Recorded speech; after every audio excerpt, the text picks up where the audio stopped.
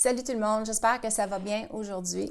Alors, c'est moi cette semaine qui va vous apporter le court message et puis j'espère vraiment que ces messages vous encouragent, vous édifient, vous instruisent et puis vous donnent courage de continuer et d'aller un autre bout de chemin parce que c'est vraiment le cœur de nous en tant que pastoral de pouvoir vous apporter quelque chose à tous les semaines. Et puis, ça tombe sur moi cette semaine de vous apporter un petit message. Et puis, je vais juste commencer vraiment par le témoignage d'une jeune femme qui me touche beaucoup. Une jeune femme qui, face à l'impossibilité, a agi avec beaucoup de courage, avec beaucoup de foi, avec beaucoup de sagesse. Et puis, cette jeune femme s'est retrouvée à un moment dans sa vie dans la maison d'un homme très influent, avec beaucoup de pouvoir.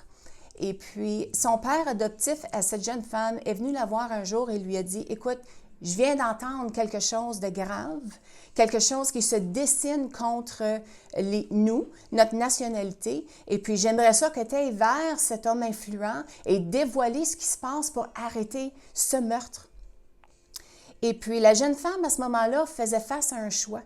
Elle avait le choix de soit dire « Écoute, moi là, je viens d'arriver ici, j'ai pas vraiment beaucoup d'influence encore, je connais pas vraiment les airs et puis ça jouera pas vraiment en ma faveur d'aller faire ça, fait que non, je m'en mêle pas. » Ou elle avait le choix de dire « D'accord, je me lève pour la justice, je vais prendre mon courage à deux mains, je vais aller vers cet homme et je vais plaider la cause. » Et c'est ce qu'elle a fait. Elle est allée vers cet homme, elle a plaidé la cause. La personne qui a dessiné ce plan a été mise à la mort et son peuple a été sauvé. Cette jeune femme s'est méritée, à cause de son honneur, à cause de sa grâce et de son obéissance, s'est méritée une place dans la Bible. Le 17e livre de l'Ancien Testament. Cette jeune femme s'appelait Esther. Esther est un livre de la Bible qui a 10 chapitres. Et ça nous parle vraiment d'une jeune femme qui a agi avec foi. C'est vraiment un livre encourageant. Je vous encourage vraiment d'aller lire ce livre de Esther.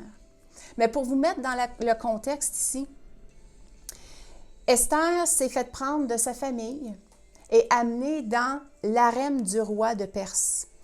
Et puis à ce moment-là, le roi se cherchait une reine. Alors il allait dans tous les villages et toutes les villes, choisissait toutes les plus belles jeunes femmes et les amenait dans son harem.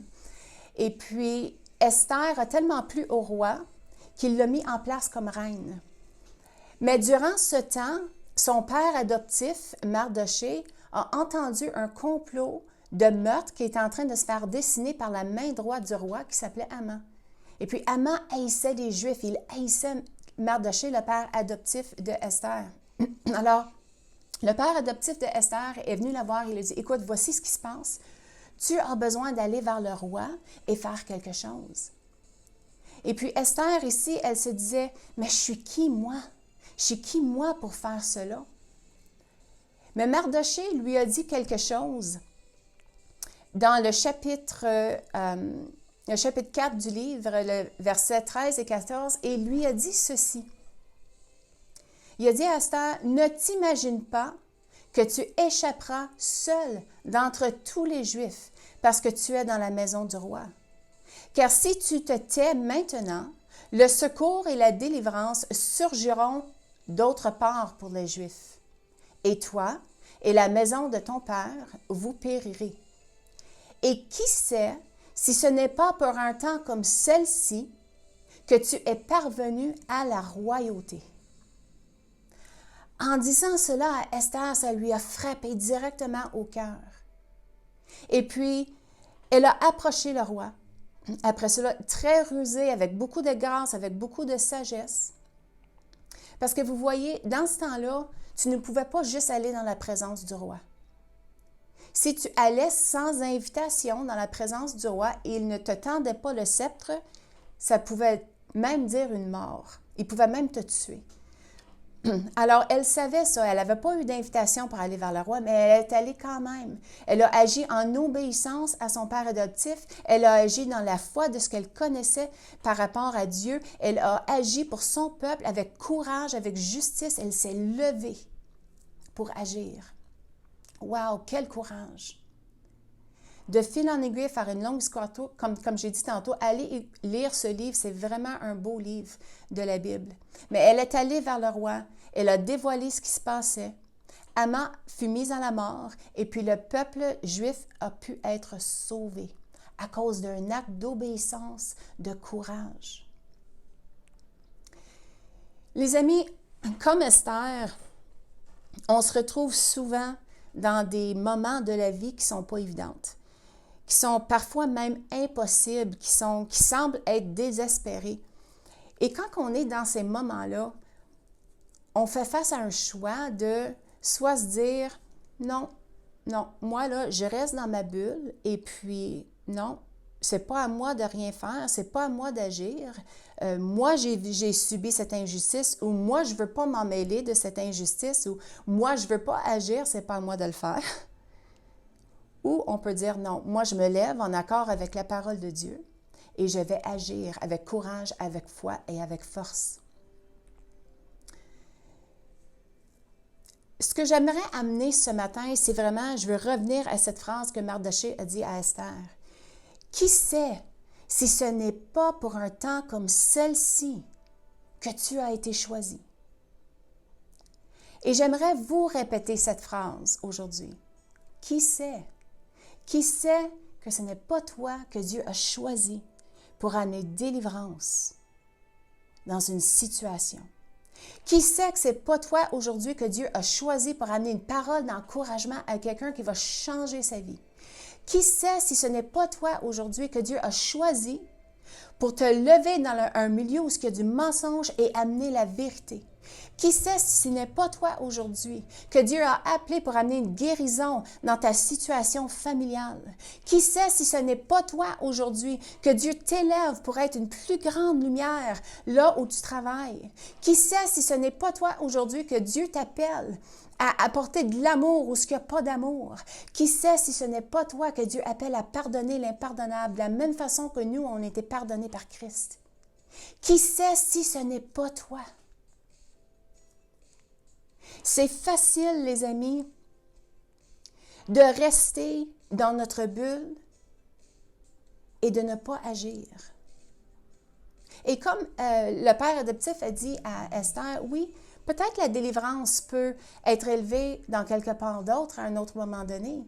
Mais il y a beaucoup de choses qui peuvent se passer, il y a beaucoup de choses qui peuvent arriver de ce temps-là au moment où ce que Dieu en élève un autre. Mais qui sait si Dieu ne t'a pas placé où tu es en ce moment, dans la situation que tu es, avec les circonstances que tu es dedans, pour un temps comme celle-ci, pour amener une délivrance, pour amener un espoir, pour amener un changement. Et j'aimerais, juste pour un instant, parler de ce mot-là, « temps ». Parce que moi, je ne sais pas à propos de vous, mais moi, je sais que mes journées sont pleines. Mes journées sont calculées, c'est dans le timing, le travail, la famille, les responsabilités qu'on a tous. Notre vie tourne autour du temps. Mais la question qu'il faut se poser ce matin, c'est ceci.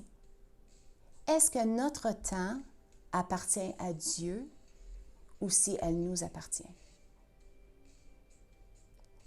Est-ce qu'à n'importe quel moment de la journée, parmi le travail, les responsabilités, la famille, est-ce qu'on est prêt à n'importe quel moment de mettre les désirs de la chair de côté, les justifications de côté et agir selon la parole de Dieu quand Dieu dit « lève-toi et agis ». Est-ce que notre temps nous appartient ou si elle appartient à Dieu? Moi, je crois sincèrement que nous vivons dans un temps, un moment de la vie où ce que Dieu veut que son peuple s'élève, que son peuple dise oui et qu'il s'élève en action. Et puis, des fois, là, on pense qu'il faut avoir des grands gestes et des grands actes pour vraiment plaire à Dieu, mais c'est faux. Parce que Dieu veut notre cœur. Dieu veut nos mains, il veut nos pieds, il veut notre bouche. Il veut que ça soit nous, au travail, qui va encourager quelqu'un. Il veut que ça soit nous, dans notre famille, qui dit non, ça suffit, la chicane. Maintenant, on va s'asseoir et on va régler. Il veut un peuple qui va se lever et dire, Seigneur, je vais marcher en obéissance, en accord avec ta parole, avec courage, avec foi, avec grâce. Et on va te voir agir dans les situations impossibles de nos vies. Les amis, c'est pas long ce matin, mais je crois vraiment que Esther et son témoignage nous apportent quelque chose de vraiment, vraiment puissant. Que même face à l'impossible, même devant ta grande montagne, en agissant avec obéissance, avec autorité, en agissant selon la parole de Dieu, en agissant en courage et avec grâce, Dieu est capable de tasser la montagne. Dieu est capable de faire un changement incroyable dans la situation et dans l'impossibilité que tu es dedans en ce moment. Ce matin, pose-toi la question. Est-ce que j'ai été choisi pour un temps comme celle-ci? Seigneur, qu'est-ce que je dois faire dans cette situation pour être, pas juste apporter le changement, mais être le changement? Ce matin, les amis, je vous quitte avec une pensée. Et la pensée est celle-ci. Ne sous-estimez jamais ce que Dieu peut faire avec votre temps et avec votre oui. Parce que qui sait si ce n'est pas toi qui as été choisi pour un temps comme celle-ci. Les amis, cette semaine, ou pour la durée de cette semaine, je vous encourage de faire face à vos impossibilités, faire face à ce qui est devant vous avec grâce, avec justice, avec obéissance. Parce que je vous garantis que vous allez voir la main de Dieu agir pour vous. Soyez bénis cette semaine de la part de toute l'équipe pastorale. On vous aime énormément. On a hâte de vous serrer dans nos bras fort et de vous revoir. Alors, soyez bénis et sachez que nous prions toujours pour vous.